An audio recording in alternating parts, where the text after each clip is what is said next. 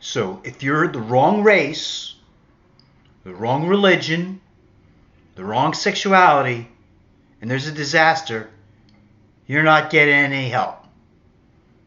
Don't believe me? Let's listen to what FEMA has to say. They'll tell you.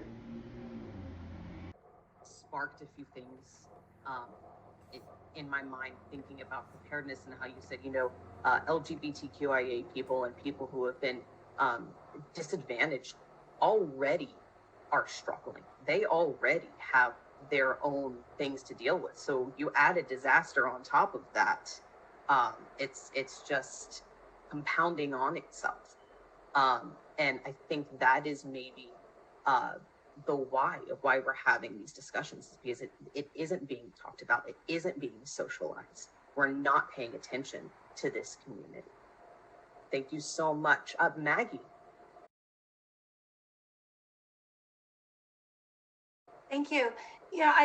There are a couple of things that are intersecting in my mind here. One of them is the culture of emergency management as an organization, as an industry in the United States specifically, not abroad.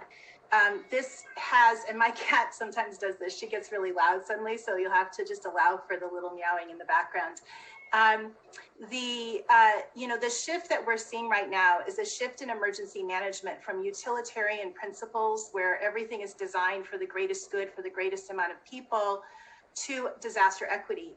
But we have to do more, right? And so this topic is intersecting, I think, with a number of other topics where we have to look at policies and understand to what extent they have disadvantaged communities that had less assets, communities that had pre-existing vulnerabilities in accessing disaster-related recovery supports.